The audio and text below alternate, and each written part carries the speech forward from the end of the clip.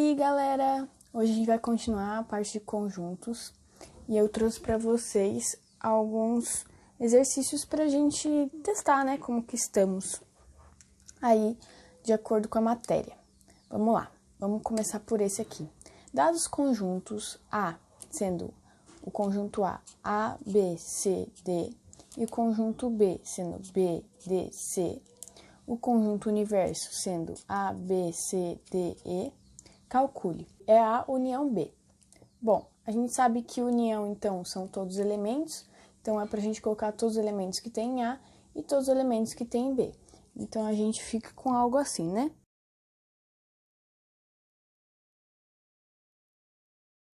Que é todos os elementos que tem em A e todos os elementos que tem em B. Agora, ele pediu B interseção A. B interseção A é o que eles têm em comum, né? Então, por aqui a gente pode ver que o que eles têm em comum é o B temos nos dois, e temos o D nos dois. Então, a gente fica com B. Agora é B menos A. Então, são todos os elementos que só tem em B. Então, todos os elementos que a gente só tem em B é apenas o elemento E, porque o B e o D também tem em A. Certo? A mesma coisa para esse daqui, né?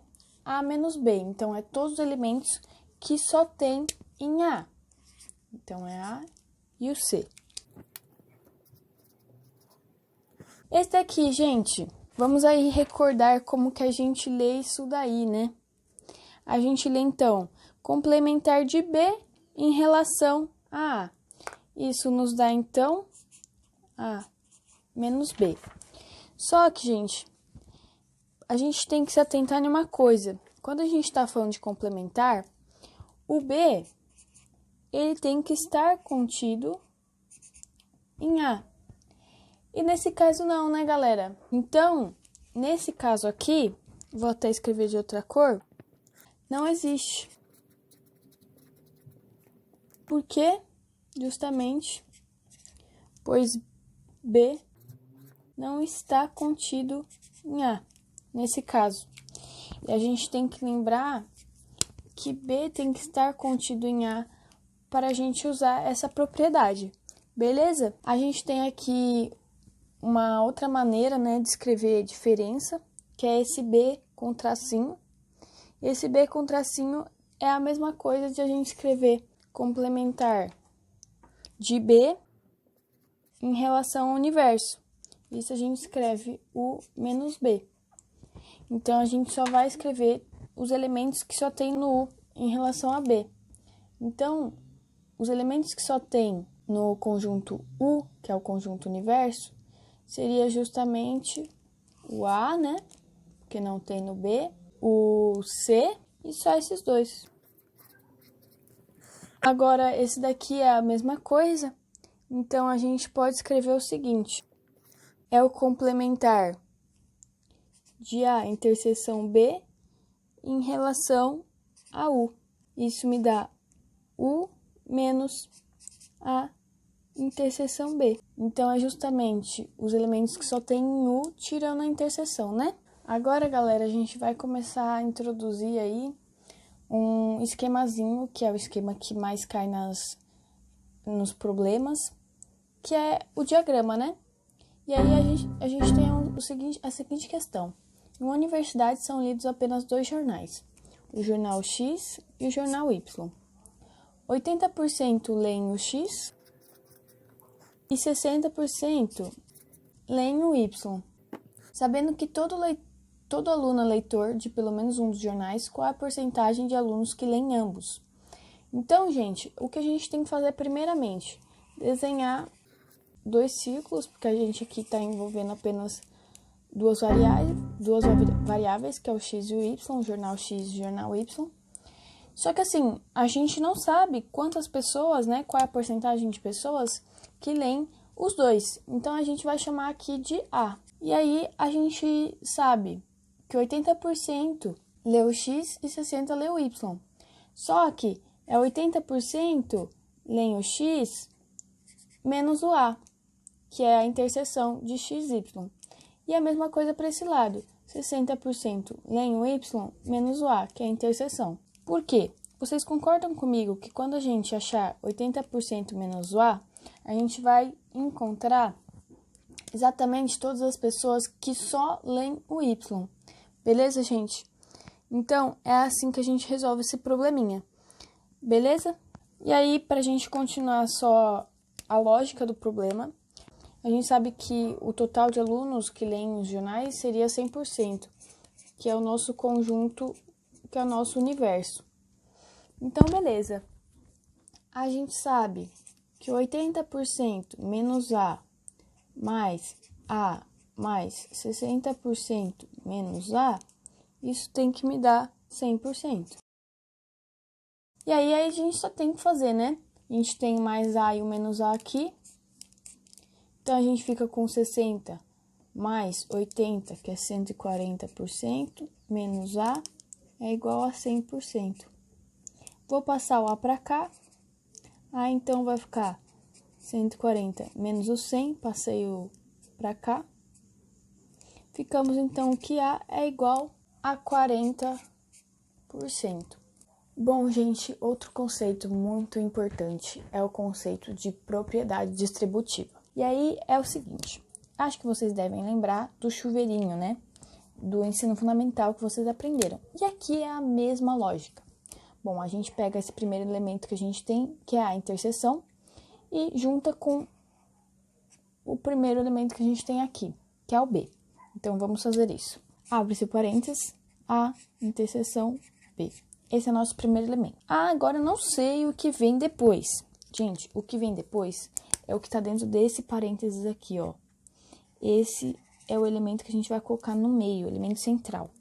Então, união. E a gente vai distribuir da mesma forma.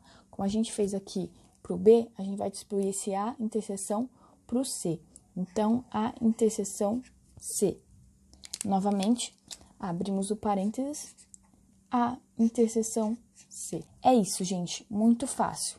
O próximo exemplo que eu vou dar, que é a outra propriedade, é a mesma coisa, só que eu coloquei outras características. Então, vamos lá.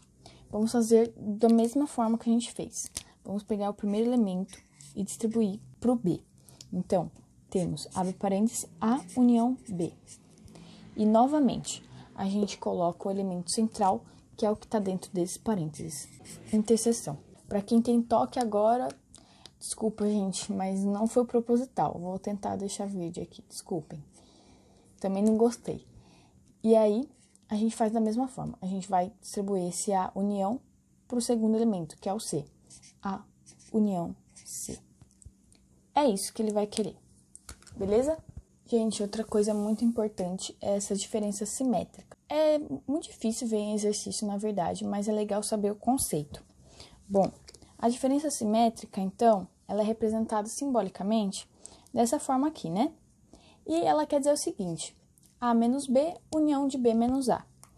A gente sabe que isso daí, então, quer dizer que é o conjunto A e o conjunto B, tirando a interseção dos dois. Isso é a mesma coisa, diferença simétrica.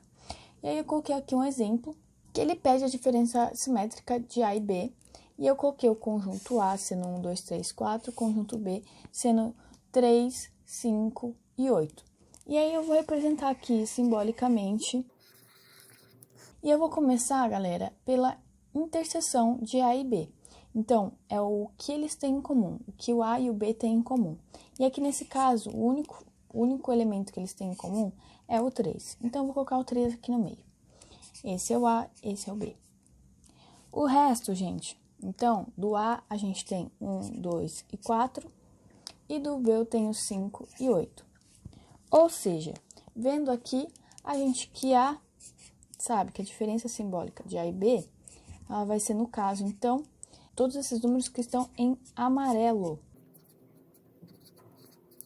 Mais um conceito que a gente vai usar muito é o número de elementos de um conjunto. Ele é representado dessa forma, né? O número de elementos de A união B é o número de elementos de A mais o número de elementos em B menos a interseção de A e B.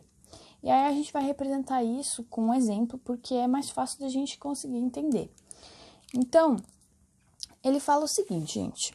Em uma rua, 140 pessoas torcem pelo time A e B. Quantas pessoas torcem apenas pelo time A?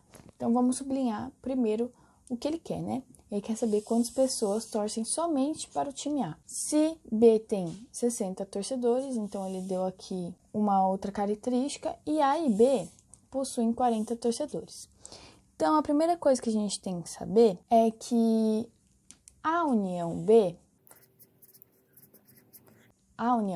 é 140, porque é isso que ele falou pra gente. O número de pessoas que torcem para B é 60. E o número de pessoas que torcem para A e para B, a interseção B, é de 40 pessoas. E justamente o que ele quer saber é o número de pessoas que só torcem para A. Bom, nesse caso ficou fácil, né, galera? É só a gente colocar nessa expressão aqui que a gente viu agora há pouco. Então, vamos lá. A gente sabe, então, que o número de elementos de A união B vai ser igual ao número de elementos de A mais número de elementos em B, menos a interseção de A e B. Temos tudo menos o A, que é o que a gente quer. Então, vamos descobrir. Vamos só colocar, né?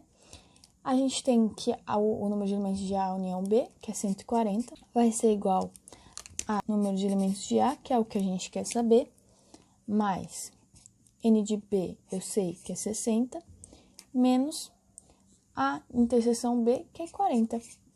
Beleza?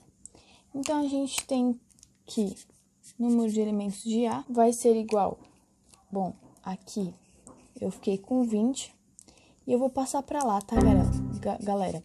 140 menos 20, número de elementos de A, então, é 120 torcedores. Gente, eu sei que a maioria de vocês nunca aprendeu direito essa coisa dos conjuntos numéricos, mas é necessário. Por quê? Porque muitas vezes vem simbolicamente em algum exercício, a gente tem que saber o que quer dizer o Nzinho, o Z, e a gente vai aprender isso hoje. Então, eu gosto de ensinar dessa maneira. A gente tem os conjuntos reais, a gente tem os conjuntos racionais e os conjuntos irracionais. Dentro do conjunto racionais, a gente tem os inteiros e depois a gente tem os naturais. Então, vamos lembrar, né, primeiro, os naturais, que é o conjunto numérico mais restrito, então ele é aquele que a gente conhece, 0, 1, 2, 3. E quando representado na forma de com asterisco, quer dizer que é a exceção a zero, né? Então, a gente não escreve o zero. O Zzinho quer dizer inteiros. E os inteiros são os números positivos e negativos, mas são os números realmente inteiros. Então, podem ser menos 1, menos 2, menos 3, 0, 1, 2, 3. E se quando representado com o maisinho embaixo, a gente só vai escrever os positivos. E quando representado com o menos embaixo, a gente só vai representar com os negativos. Beleza até aí?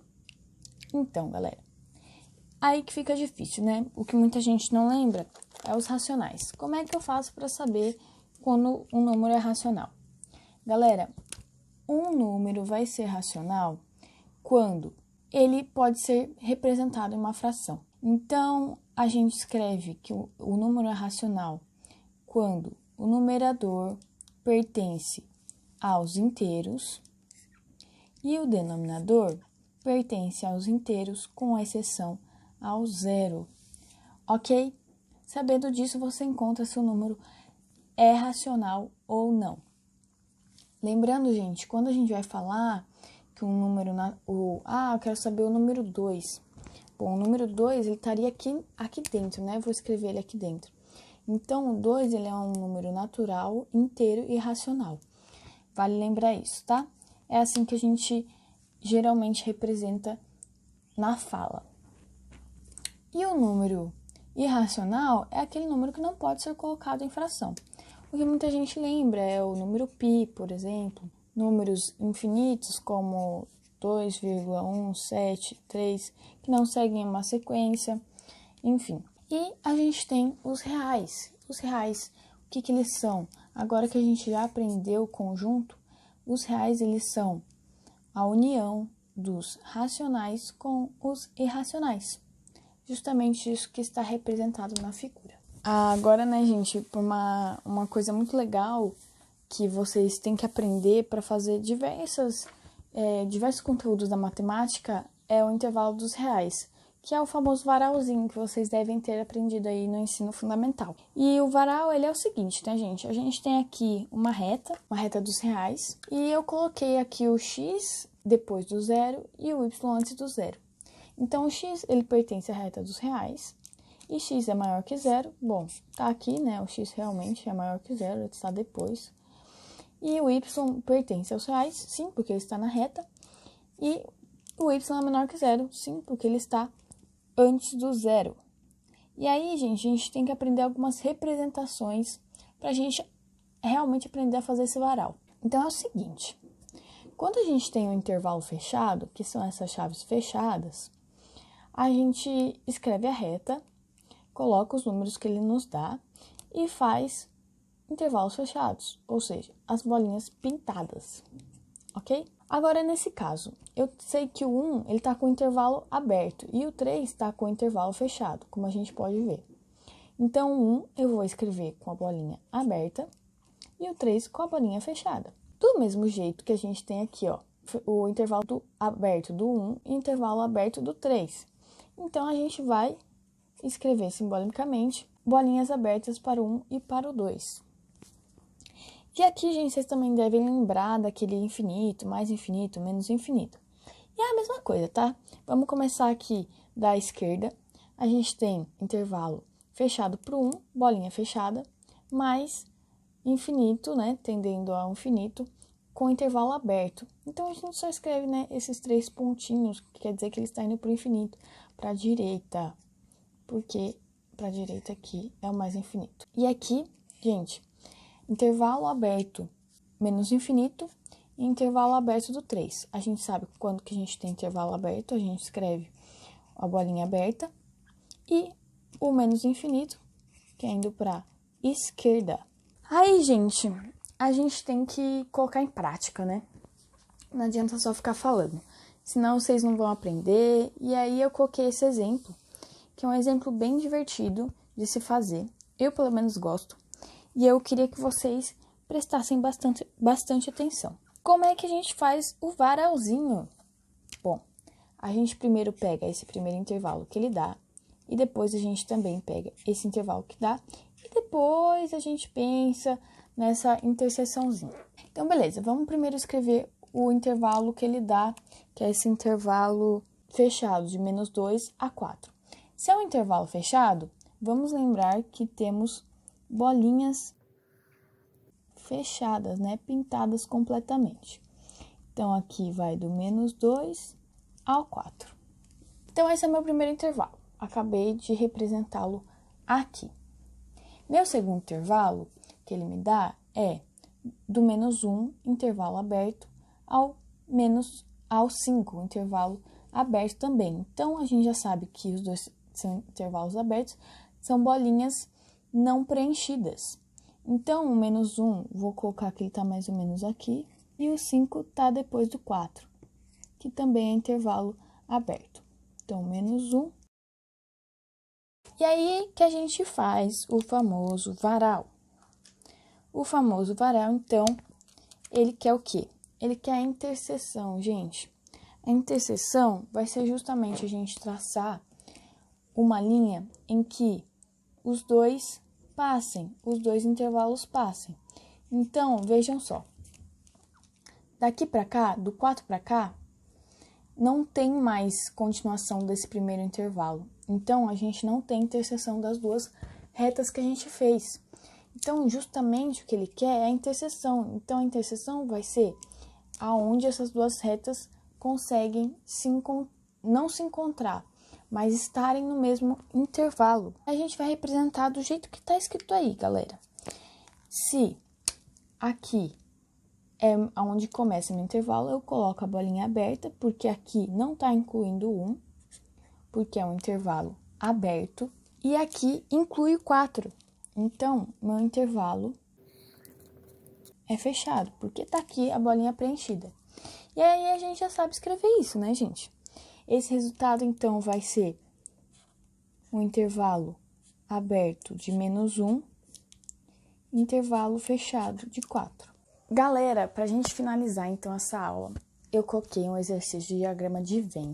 Ele fala que em uma indústria, 120 operários trabalham de manhã.